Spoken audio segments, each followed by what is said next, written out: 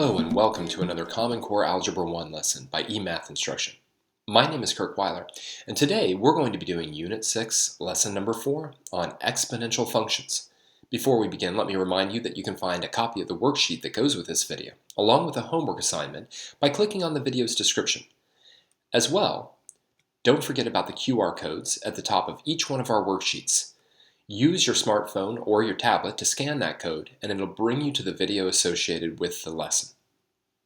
All right, let's begin. So there are many different types of functions. The ones that we've studied the most often have been linear functions. But there are also exponential functions, which are really based on repeated multiplication. And those are the ones that we're going to dig into today. Let's start in exercise 1 by looking at the function f of x equals 8 times 2 to the x. Letter A asks us to just evaluate this function at a variety of inputs. So what I'd like you to do is pause the video right now, spend up to 5 minutes, shouldn't take you that long, but spend up to 5 minutes to work out, subproblem 1, 2, and 3. Pause the video now. All right, let's go through them. So, a little bit of review on function notation. F of 2 is 8 times 2 to the second. Order of operations dictates that we do that exponent first. 2 to the second will be 4. And then 8 times 4 is 32. We also need to come up with the point that must lie on the graph of f of x based on each. That's simple enough. When the input is 2, the output is 32. All right, let's do f of 0. That's going to be 8 times 2 to the 0. Again, we have to do that exponent first, but here it gets a little bit trickier because you have to remember from a couple lessons ago that anything raised to the 0 power is 1. It's very important to make sure that you do 2 to the 0 first and then multiply by 8, because that gives us 8. That gives us the point 0, 8. I also want to emphasize, though, because this will be important later on, that also happens to be the y-intercept, right? The y-intercept always occurs when x is equal to 0. All right, let's do one where the input is negative. F of negative 1 will be 8 times 2 to the negative 1. Now remember, negative exponents indicate that we're going to divide 1 by 2 to the first, but then 8 times 1/2 is 4, telling us that the point negative 1, 4 also lies on this graph. All right, let's jump into something that we haven't done for a little while. Average rate of change. Average rate of change.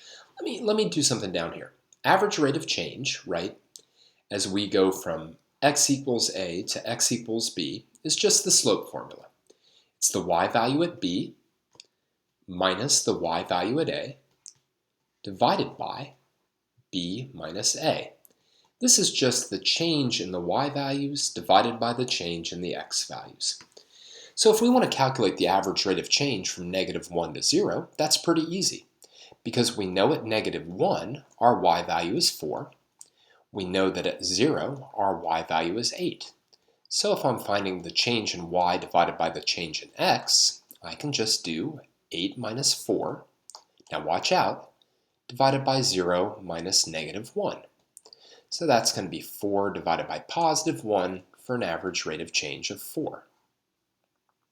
On the other hand, if we want to calculate the average rate of change from 0 to 2, again, let me write down my 2 points, 0, 8, and 2, 32. Then the change in y divided by the change in x will be 32 minus 8 divided by 2 minus 0. 32 minus 8 will be 24 divided by 2 gives me an average rate of change of 12. Now, letter D is very important. It says, what does comparing the answers from B and C tell you about this function? Explain. I want you to think about this a little bit. All right. Well, it tells me one thing very specifically. It might tell us more as we get to understand exponential functions more, but it tells me one thing very specifically. This is not a linear function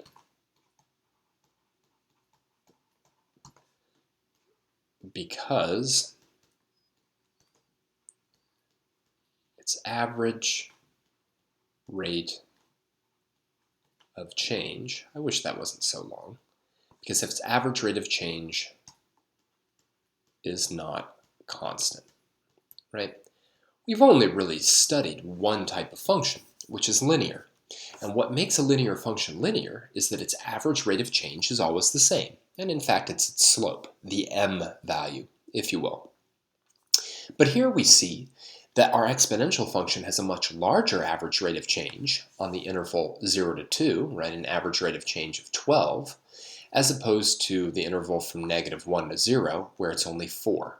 Now remember what those average rate of change are telling you, like the average rate of change of 4 is saying that for every 1 unit of increase in x, y is increasing by 4 units. On the other hand, an average rate of change of 12 tells me that for every 1 unit of increase in x, y is increasing by 12 units. So much faster, much faster. All right. So there's a lot of important information in this problem. Pause the video now, take some time to think about it and write down anything you might have missed, and then let's move on. Okay, here we go. Now, the last part of this problem is to examine a graph of an exponential function for the first time. And what we're going to do is initially, we're going to do this with our calculator. So letter E says, using your calculator, draw a sketch of this function on the axes below using the window indicated. All right, great. So what I'm going to do is I'm going to open up the TI-84 now. Watch this. And there it is. It's like magic. So we've got our TI-84 plus opened up. I'm going to go into y1 now, or I'm going to go into y equals. I'm going to clear out any formulas I might have in y1, y2, etc. All right. And now let's enter that formula into y1. Okay, so go up to y1. Let's be very careful. We're going to put 8. I'm going to actually enter it more or less the way it looks. I've got that 8 in. Now I'll put parentheses, 2, parentheses. And then I use this caret button here. This is the button that I use to indicate that I want to raise something to an exponent. So I hit that button. Why it's called a caret, I'm not exactly sure. But I hit that button, and then I have that raised to the x. Step back, really look at the formula, make sure it looks good. All right. And now I'm going to go in and adjust my window. So let's hit the window button. Remember, it's right up here. The beautiful thing is that the problem gives us the window, right? We want to set our x min to be -4. Our x max is going to be +4. Okay, go down a little bit. Our y min is going to be -10. And our y max is going to be 130. All right. Once you have the window all set, do a double check, make sure it's right. Okay, let's see what this thing looks like. Let's hit graph. Graph. Takes a little bit for it to come up, but there's your classic exponential graph. You're going to get very, very used to seeing this. Not sure why it just cleared the page, but looks something like this. I remember once, hopefully it looks a little bit better than that. I remember once teaching calculus and a student describing this as the hockey stick looking graph. All right, I'm going to in fact mark my y-intercept on it. Okay, that was 8. Right, that was this number right here. So I realize this is not exactly drawn to scale, but it's not too bad.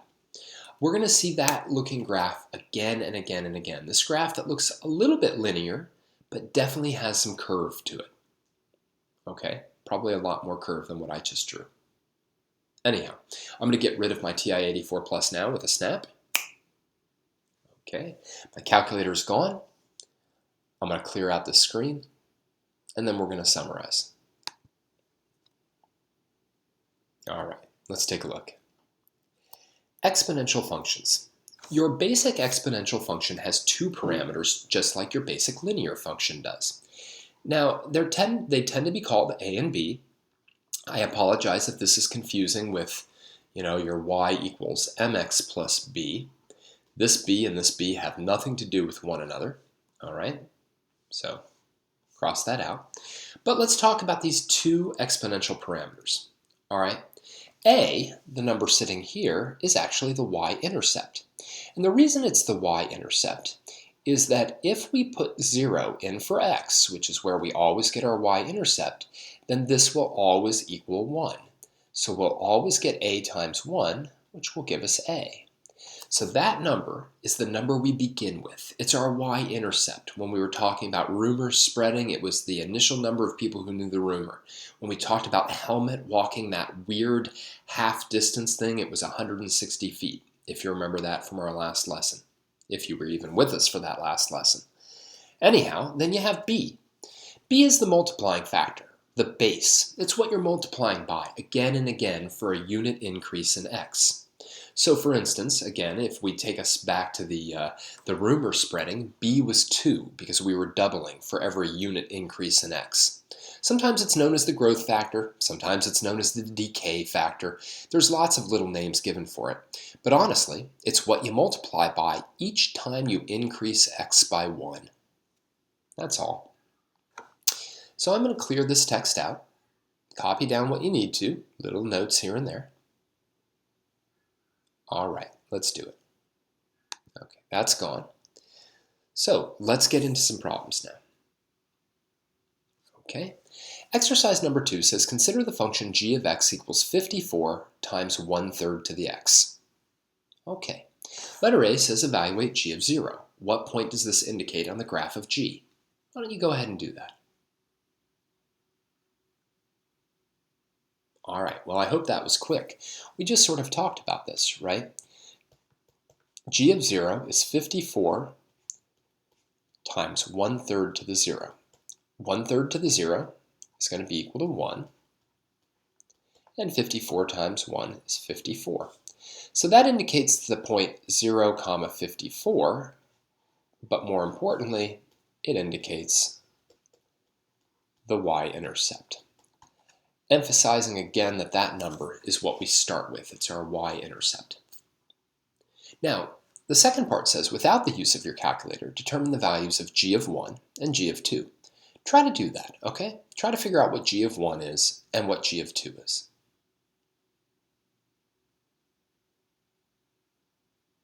All right, let's work through them.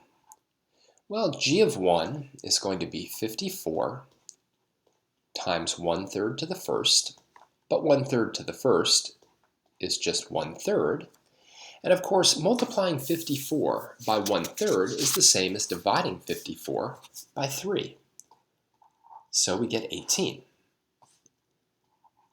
G of 2, on the other hand, will be 54 times 1/3 to the second. Remember, we have to do that exponent first, which will be 54 to the 1/9, right? So 1/3 times 1/3 is 1/9, and if we do that, we'll get 6. Now again, notice, right, we started at 54, divided by 3 to get 18, right, or multiplied, better yet, by 1/3 to get 18, multiplied by 1/3 to get 6, okay? So let's take a look at letter C. Again, what we're going to do is we're going to open up the TI-84 Plus, and we're going to graph this function using our TI-84 Plus. I know there's not a lot of room on the screen, so I apologize. I'll get rid of the calculator pretty quickly. I know I got to cover up letter D right now. But just like before, what we're going to do is we're going to go into y equals. We're going to clear out our equation from last time, so let's do that. All right. And now we're going to enter in our new function. Very, very important that we enter it in correctly. So let's do it. We put in 54, parentheses, 1 divided by 3, parentheses. Then we use that caret button again to raise that 1/3 to the x. All right. Step back, make sure you look at it. It is extremely important that you have those parentheses around the 1/3, okay? So we've now got 54 times 1/3 to the x, and we now have to set our window. Now in this problem, instead of giving you the window on the axes themselves, I'm telling you what the window is, so let's do that. Let's go into the calculator and into the window, right up here. Let's put in for x min -2. For x max, we'll put in +4. Okay, make sure we've got those two. Now we go down a bit.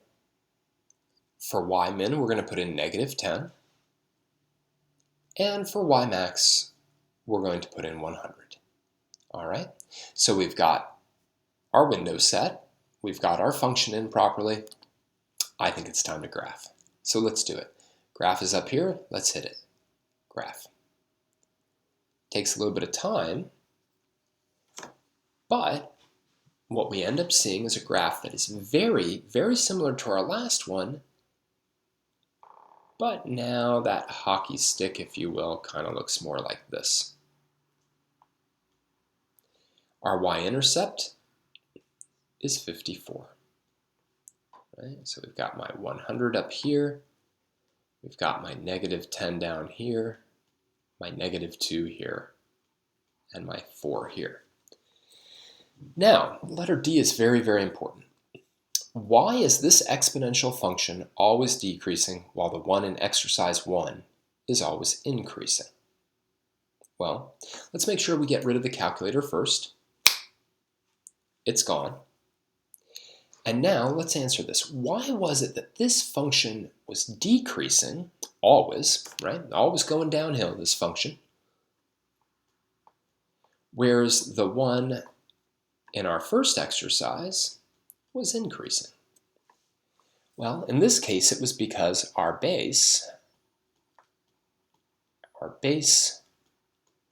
was less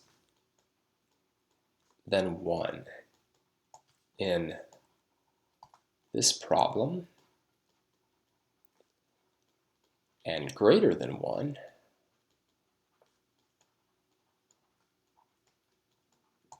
in the previous problem. Now watch out.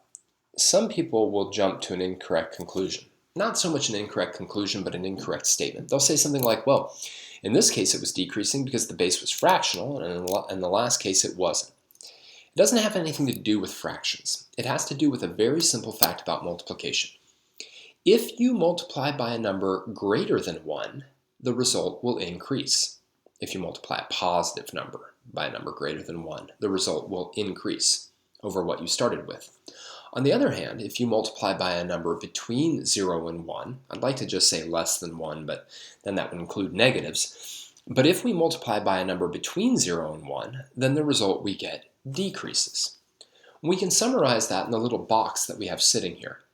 Y equals a times b to the x will increase if b, the base, is greater than 1. And it will decrease if the base is between 0 and 1. All right. Now, the skeptical student would say, yeah, well, what if the base is equal to 1? Well, if the base is equal to 1, then nothing is happening, right? If you just keep multiplying by 1, nothing changes, all right? So we increase if the base is larger than 1. We decrease if the base is between 0 and 1.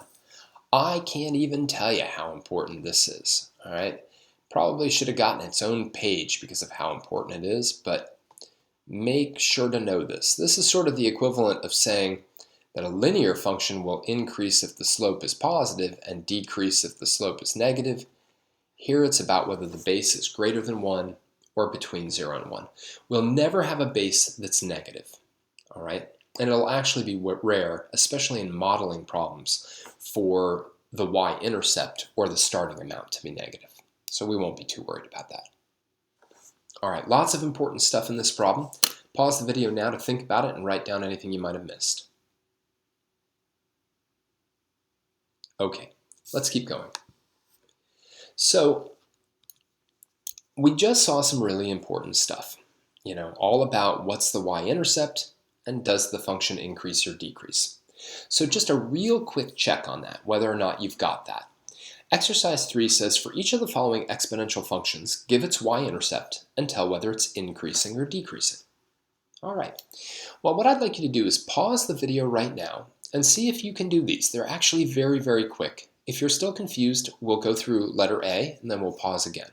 Pause the video now if you think you understand what's going on.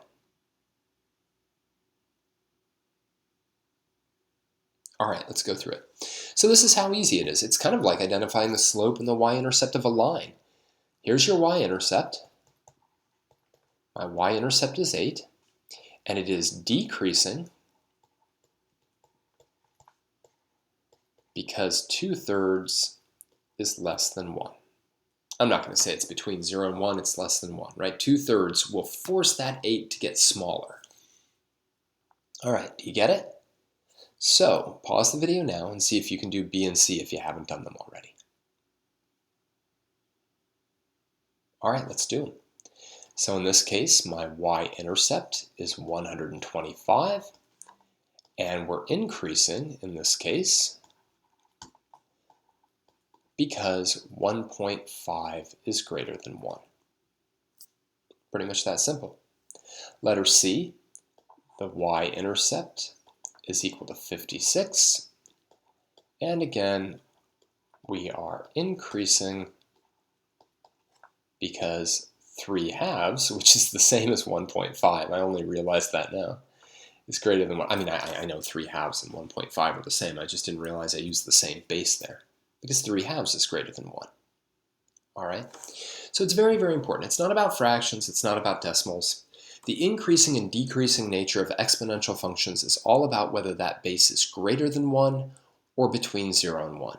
If it's greater than 1, the exponential function increases.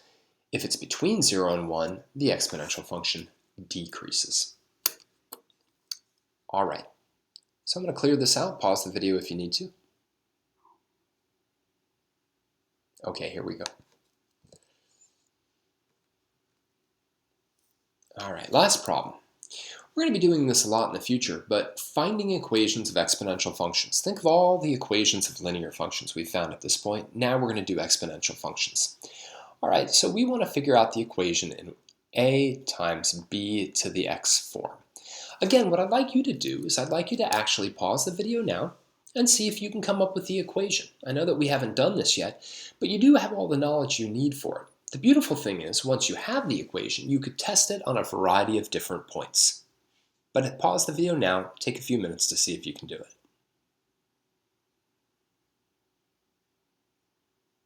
All right, let's go through it. Well, what we really have to do is we really have to understand the two parameters. A is the y-intercept, right? It's what we have when x is 0. B, on the other hand, is the multiplier, right? It's what we're multiplying for a unit increase in x. So A is quite simple. It's 10, right? It's the value when x is 0. All right?